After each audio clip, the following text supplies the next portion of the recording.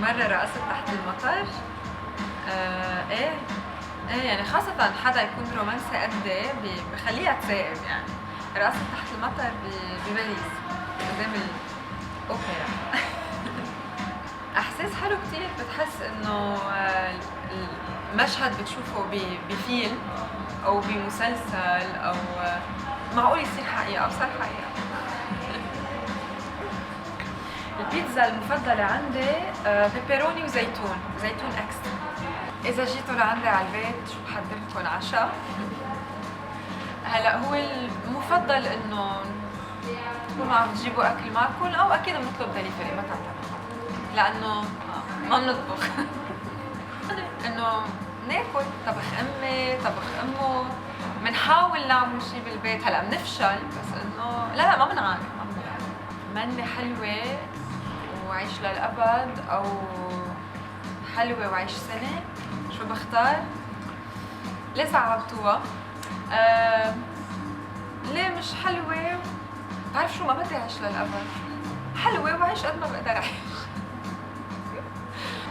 افضل فيلم كوميدي في كتير، بس بتذكر انه وايت تشيكس موفي، بس اتذكره بتضحك كتير كتير كتير، ضحكت وقد ما احضره ما عندي مشكله. افضل اطراء حصلت عليه في كتير كلام، الحمد لله كتير كلام حلو بتسمعه، يمكن من ناس قريبه منك، يعني من جوزي، من اهلي، من اصحابي، والاحلى بس تسمعوا من ناس كمان بتكون يمكن ما بتعرفهم وعم يعبروا لك. حلو بس حدا يقول لك انه يا ريت بلاقي مثلك لابني، يا ريت بلاقي مثلك لخيي، يعني حدا يكون عم يشوف فيك الشخص هيك المناسب انه يكون بعائله، فهذا شيء بيعني لي كثير، لانه العائله هي بتعني لي كثير. جوزي بغار؟ بدك تسال. انه طيب انه اكيد طبيعي يكون بغار، بس ضمن نطاق المعقول. كيف كنت بالمدرسه؟ كنت دايما اطول وحده، اخر وحده واقفه بالصف، لانه كنا نوقف بالطول. كنت شاطره، كنت حب اصحابي وقريبه منهم. جرب بس يعني بين حياتي وبين درسي، بس كنت حب المدرسه كثير. كنت نيردي؟ مين قال لك؟ لا ما كنت نيردي، كنت شاطره بالمدرسه. طيب شاطره كثير، بس يعني كنت ادرس، حب المدرسه، ادرس اللي علي ويمكن اوقات شوي اكثر، بس بنفس الوقت هالشيء ما كان يمنعني انه اكون عم بلعب مع اصحابي، عم بعمل اكتيفيتيز، باليه، بيانو. يعني كنت ملحقه ان كان على درسي او على حياتي، بس بحب المدرسه كثير. بعرف يمكن البعض رح يقول معقول امي، بس عن جد هي احلى ايام بنقضيها بحياتي. شي مره اتصلت وقلت اني مريضه لما اروح على الشغل؟ بصراحه لا، يعني ولا مره كذبت بهيدا. ولا مره كذبت بهيدا الموضوع. لا، لانه عن جد بصراحه بقول لك بحب شغلي كثير، يعني ما في روتين، ما في يوم مثل الثاني. وقت يكون عندك تصوير شيء ما بتعرفوا الناس عني، انا كثير غنوجه. يمكن ما بعرف اذا ببين على كاركتيري، بس حدا هيك بحب العائله كثير، بتغنج على اهلي، على جوزي. حتى انا بحكي مثل ايه شيء ما بيعرفوه، انه بحكي مثل الاولاد، يعني بس كون هيك مرتاحه ومبسوطه. الطريقه اللي بتغنج فيها، يعني اذا بتسمعني وبلا ما تشوفني بتفكر عن جد انه ولد صغير عم يحكي. لا ما رح جرب.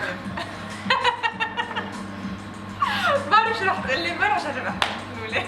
اذا خير لإلي انه اوعى بجسد حدا ثاني، بختار انه اكون نجمه من نجوم هوليوود. اوعى يكون عندي نهار تصوير بهوليوود، موفي يكون مكسر الدنيا مش بس بهوليوود، يعني بالعالم كله. ايه بحلم يعني هيك عم نحكي عن نهار واحد، عبالي اشوف هالسحر اللي بنشوفه من خلال التلفزيون، يعني الشهرة او العالمية بالاحرى، مش الشهرة، يعني العالمية. عبالي اشوف كيف تعمل عالمية بنهار واحد، منا هاجس، بس انه اذا صارت لي بجربها نهار واحد. مين بشكل خاص؟ بحب كتير نجمات هوليوود، بحب شارليز ثيرون كتير، بحب كاميرون دياز كتير لانه بيقولوا لي انه كتير بشبهها، فنشوف. بحب بليك لايفلي كتير. سكارليت جوهانسون ما كتير بحبها ما بحبها لانه جوزي بحبها فبغار منها لسكارليت جوهانسون. هيدا عنوان مبسوط.